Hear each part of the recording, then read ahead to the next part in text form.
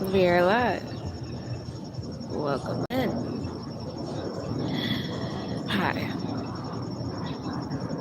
This video is about the seed of life.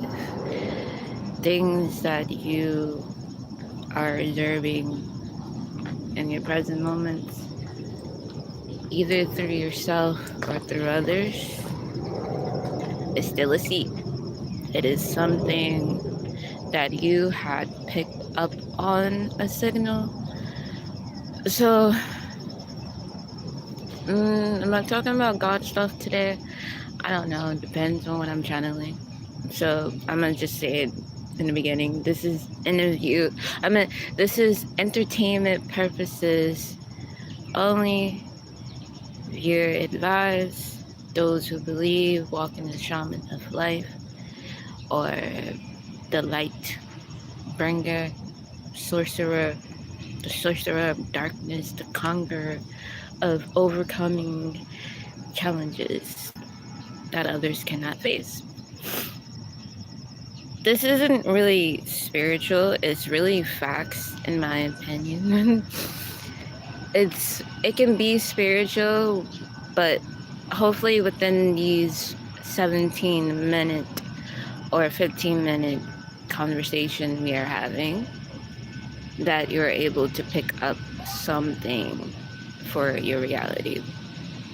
Every day I open up the godly mail in my conscious, and I receive certain types of messages telepathically, but like I'm not always there to answer your question like Alexa or like some Google.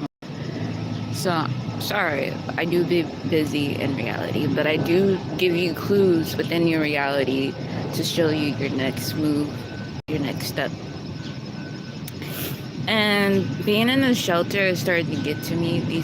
I'm like, my stress level is fucking high, and I'm ready to be a bitch ass. So it's like, it feels like I'm in all-in-one homes that I've been into with the most toxic environment. And it's like I'm seeing everybody's subconscious within my subconscious coming forward, and it's like, that's not a good sign if it's like that. That's like a sign of PTSD that I have. And I need to try to like ground myself. I've been trying for the past couple of days, but like as of lately, these energy that I've been channeling, and I'm trying to overcome certain people challenges that they have faced here, and I'm like, bitch, it's not that hard. Sorry for calling you a bitch, but I'm calling you a divine bitch, meaning you're a divine goddess, or if I call you a nigga, you're a divine god yourself. It depends on how you're gonna look at my content when I'm calling that. Sometimes I might be calling you the opposite, depending on how you're proceeding yourself at that moment of time. Hi, welcome on in. Let me turn on my brightness. I really can't see out right now. I don't like my brightness. Welcome on in, Virgo. Boy. Welcome on in. So, everybody, like, it's not, how can I put this nicely without hurting other people's feelings? There's one thing to like criticize and judge somebody, and I have a hard time understanding two terms, but I can only see it in a moment of time of my reality when I know somebody is criticizing or judging somebody else based off how they put themselves in certain positions or certain situations. Maybe the reason why certain people have to like go through extreme pressure of pain, extreme pressure of toxicity, is so that they can have the blueprint for other people to overcome certain things, or like help the ones who are going through it now so that they can rise above and they don't have to stay stuck in the mud. And you always have to have a backbone, even when you're in the mud of conflict and reflection, because conflicts can be a reflection of your reality, of something that you are missing to what it is that you are seeking. And when I listen to people conversations It's like, okay, half of their mind is speaking through their subconscious, meaning they're projecting onto what they wish they could have done in that moment of time. But why not do it now as you're learning, so that when the moment of time comes, it will feel more natural to you?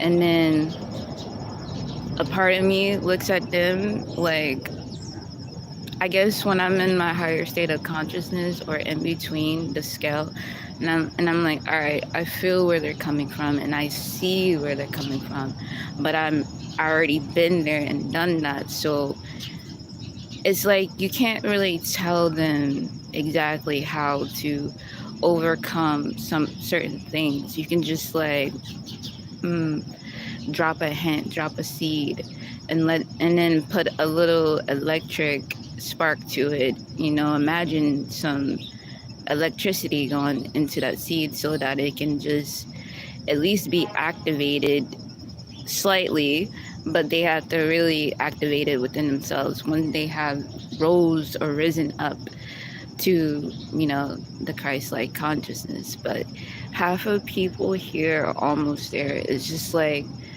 all right, it's something that is tipping their scale, that making them go to the left and they should be going to the right.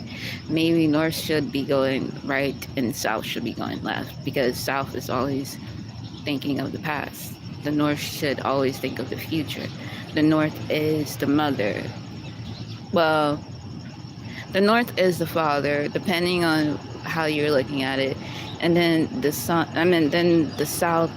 is the mother, because it deals with harvest season, harvesting something, energy. And you put your own clues together of how north, south, east, west can represent, how the cross can represent you. Like the west can be like the sun, aka the masculine, and then the east can be the feminine and the daughter. And then you have the mother, which is like the south, and then you have the father, which is the north. And then that's where you get the whole like idea concept of Trinity or something like that. That's what my higher self came up with, and I'm like, oh, so okay, so that's what that kind of means. But I could be wrong. I don't know, but it could be like vice versa. I'm just like mixing it in. But yes, so everybody here is like, when you remove yourself from an old environment into a new environment with like the same type of problems, it's not really you. It's the matrix seeing if you can overcome certain people abilities that they can't, like overcome like certain people's situations, not becoming their situation, not becoming them in their situation, but understanding what it is that they cannot overcome, or like proceed to comprehend that there's something wrong with your reality. There's something wrong with you not understanding the message of what the universe or what a divine present being of you is trying to give you the message of. It's hard to understand it, especially when you're in the middle of chaos, especially when you only see darkness. But when you remove yourself away from it, you become what it is called the light. And when you see the light, when you walk through the tunnel, or when you at the end of the tunnel, you see the white light. You are that white light. You are attracting that white light towards your direction, towards what you are becoming. And the white light still have a darkness to it, because without darkness there is no light. Without light there is no darkness. Two cannot exist without one another. There cannot be a problem without a solution. There cannot be a solution without the problem. And if you're trying to be the scale or the middleman or the middle woman to help like figure out why the abuser being the abuser and why the victim is being the victim, is because we're allowing our mind to open up that portal to be what it is that we called of that reality of ourselves at that moment in time. But we cannot always stay a abuser or a victim. We cannot always keep having that same mindset. At some point in time, that clock, there's a clock within us that runs out. Things that you used to do to sabotage yourself, or like it runs out. It starts to run out its energy because, one, you used up so much of it, absorbed so much of that ability. You already became what was in it that you inhale or taken. Whatever you have birthed or imagined during that time, when, same thing. Like, okay, here's a hint. This is something I used to do. I still do it when I smoke weed. So sometimes throughout the day, I switch between consciousness, and I'll look at the time of which consciousness I am operating on, because certain time deals with certain planets with certain dimension. And I'm like, all right, if I keep seeing like 1255 or 1244, 1144, and 911, these like synchronicities of angel numbers, I know I'm synchronizing with certain higher self within these dimensions, within these planets of realms. Because within planets, there are other dimensions, other levels that you have to try to overcome that you have not overcome just yet. Because one, you already saw it, meaning you kind of already lived it, or you lived it as you saw it. So when you're living it in this three-dimensional plane existence, you're like, all right, okay, I see where I got this idea from and this knowledge from. I'm like, okay, I've been there, I've done that. But the thing is, it's you being a witness of your evolution of growth when you're in this 3D dimensional plane. Not a lot of people can grow in this three-dimensional plane because it's not big enough space for our mind, big enough space for us to imagine our reality, to imagine who we want to become, because we're living through our subconscious because of trauma. And like, we want to get away from every fucking body and every little thing that irks our soul, that is unholy, because we know that certain things and certain people and places are not good for us.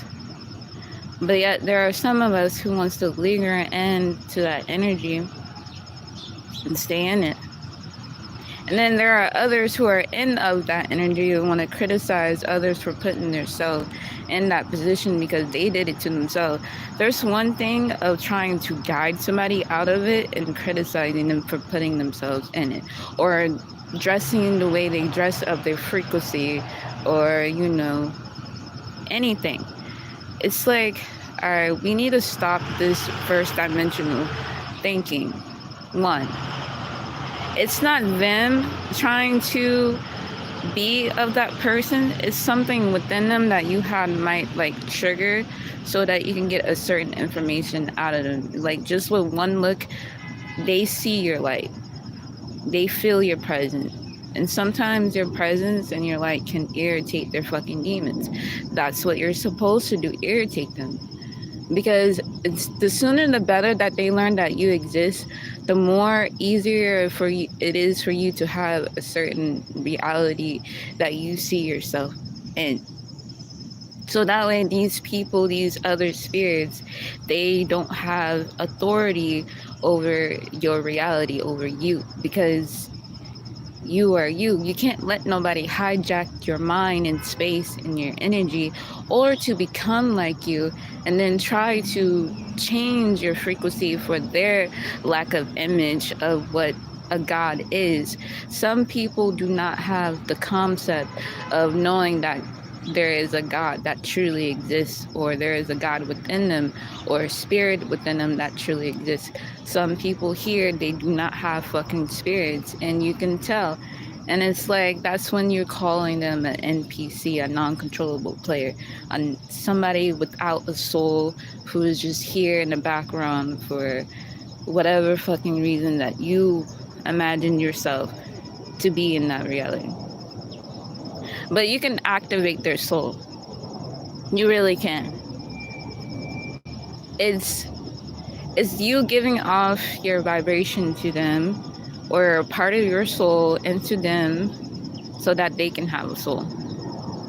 You're not giving up your will. You're not giving up a piece of you. You're offering a piece of you so that they can come to existence of wanting to live.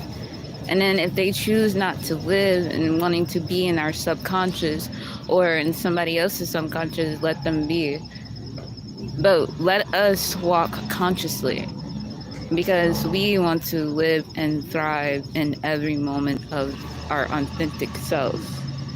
We can't let certain energy get to us, certain people, certain spirits get to us, because